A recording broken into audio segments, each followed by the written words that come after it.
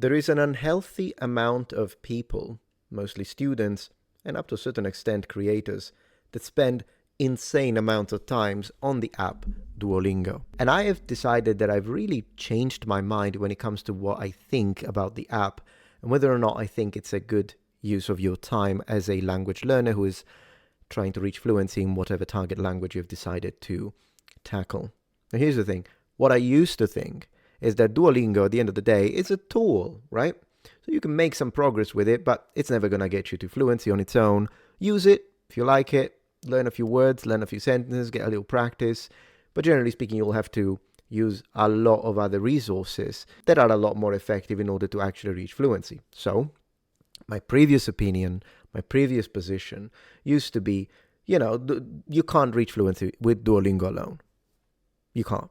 However, as a tool, here and there, feel free to use it. I don't see anything wrong with it. And in fact, you can gain some knowledge from it. I've actually changed my mind. My mind now, while I still think that you cannot reach fluency with Duolingo, I actually think it's detrimental to your language study and you choose stay away from it. That is because I've tried the app, I've used it, 2 languages, a little bit. I haven't put a lot of hours into it because honestly, it's a waste of time. Not only it's a waste of time because of its fundamental design flaws that are actually baked in the learning philosophy, if one may call it, behind the app. And the reason why these flaws exist is because, first and foremost, what the app is trying to do is to make sure that you continue to use it. So what it has all the gamified stuff. You can get the experience, you can get your streaks. But at the end of the day, what they gain, the way the app is optimized, is that they will make you not want to lose your streak. That becomes the most important thing. So at the end of the day, you'll end up just doing it, because I have 743 days, I'm not going to break the streak. So that will become your main objective, your most important aspect of your daily learning. And that's actually a problem because you'll just do the bare minimum. You'll do 5 minutes. It's going to be input alone. People do a little bit of output. We should discuss this as well. So I'm going to finish this point. We'll jump right into input-output discrepancy. But in general, you'll listen, whatever it is that the sentence you're trying to create, but it's really designed to create reward loops that just are optimized to keep you going back into the app.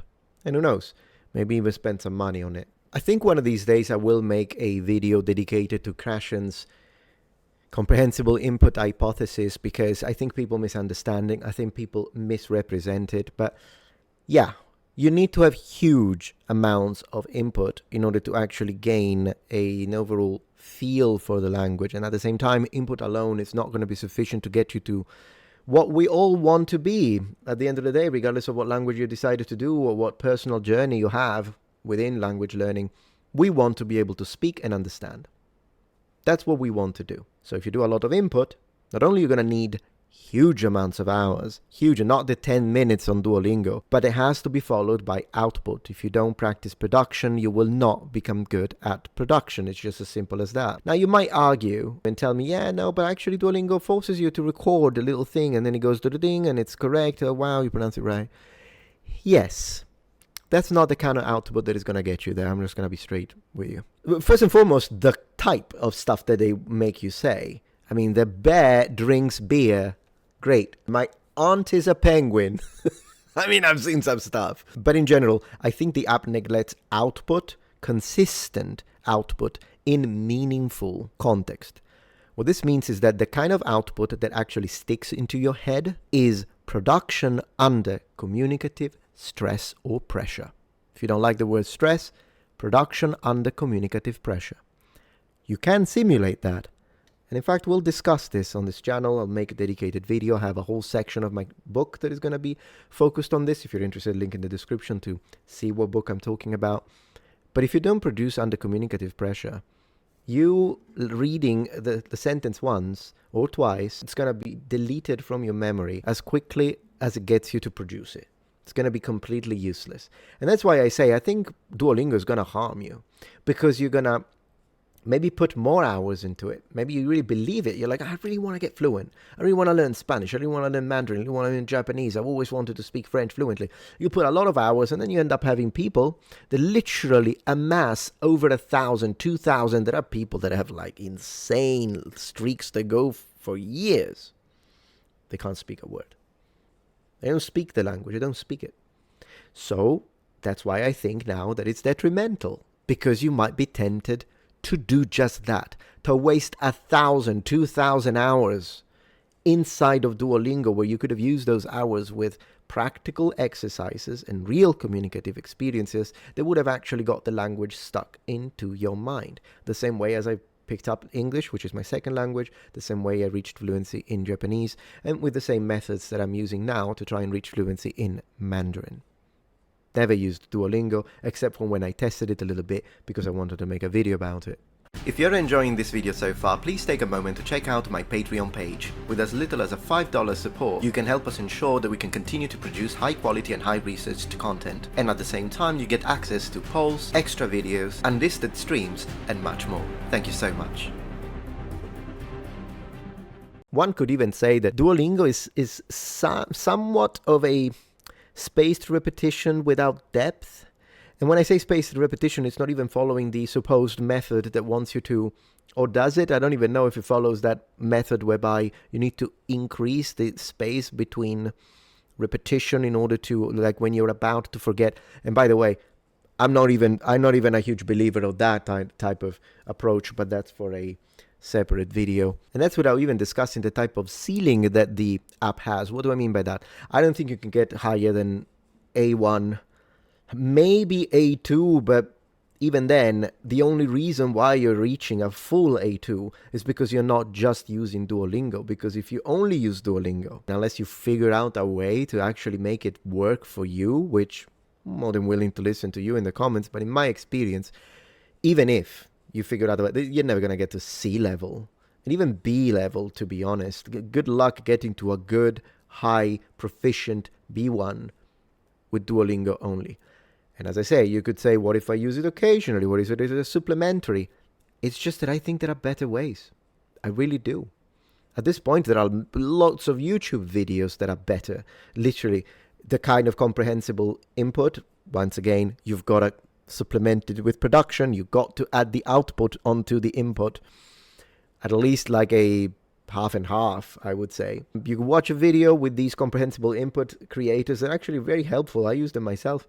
And then you watch whatever they say, you pause, repeat. You could do some shadowing, much more useful than the occasional weird sentence recorded with now it's going to be all AI as well. So it's not even real humans doing the recording. Instead of seeing an actual creator that you can get a little bit of an attachment with because you watch them multiple times on those videos, and then they show you things around on Duolingo. What are you seeing? You're looking at a screen with like a mute color and a little bit of green, whereas if you're watching actual videos, or you're watching perhaps, I'm not going to say movies, because then, to watch a movie you need to be an upper intermediate at least, depending on the type of movie, all the way up to an advanced learner.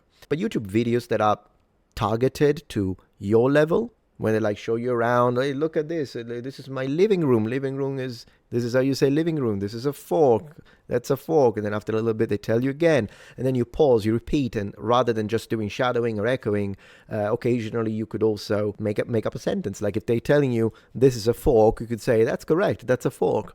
Or you could say, for instance, if they say this is my living room, you could say, I really like your living room. Like every time you pause the video, that's going to be 50 times more effective, if not 100 times more effective, than wasting any time on Duolingo. So at this point, why doing it at all?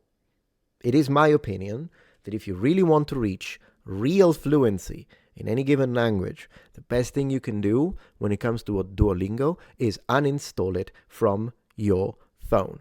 It is a core problem in structural language learning methodology. And that is because of the fact that it's an app and they just want you to keep coming back. Language learning, and specifically fluency, requires immersion. Immersion is not the dual end-all be-all. Like you need to add more stuff, because if you just immerse but you have zero knowledge whatsoever, not gonna work. So immersion requires a caveat, a few asterisks in there. But it is what you need. And there are a lot of other things that are 10 times more immersive than anything Duolingo can offer. Now, if even after me saying this, you want to tell me, no, I really love my Duolingo. I love spending my 5 minutes in the morning, my 10 minutes. What is that going to do? Well, fine. If you keep it at 10 minutes, I'm not necessarily against it. Feel free. I mean, at the end of the day, yeah, you're playing a game at this point, but do it if that's what you like and you enjoy it and you're like, no, but I do remember the words because then I use them on a different context, but at least I don't have to go and look for words. I can just use Duolingo. Feel free to do it. I'm just saying that personally, I really think that if right now we start with any language you want and we do a little bit of a race and we decide you use Duolingo, I'm not going to use Duolingo. We have the same number of hours. Let's see who reaches A2 or B1 faster. I'm going to win that every time. Unless you do something else. And it needs to be, you're overwhelming. Like if it's going to be me, or not just me, even you. You use all other sorts of study materials and then face someone who only does Duolingo. It's not even like, it's as if they're not even language learners at this point because they are having zero success. And I've seen people that pretend like, I saw this guy at one point, and I think his name is Evan Edinger. I mean, he's okay. I don't have anything against him, but he was saying like how much he spent like insane amounts of time on Duolingo. And he was like saying as if it really helped his Spanish, but then when he produced a very simple sentence in Spanish, his accent was awful. Now, it's not all about accent. Maybe he's decent when it comes to speaking the language, but then again, it also tells me that maybe what you were listening to with Duolingo really didn't help. I haven't seen personally. If you can point to me to someone who has only used Duolingo, I can have a full-on conversation with a native. Feel free to point it to me, and I'll be like, wow, that's impressive. How did you do it at that point? But up to now, I've changed my mind. I think you should stay away from Duolingo as if it was a new iteration of the Yersinia pestis bacterium. That's the Black Death, by the way. Thank you for joining Metatron's Academy.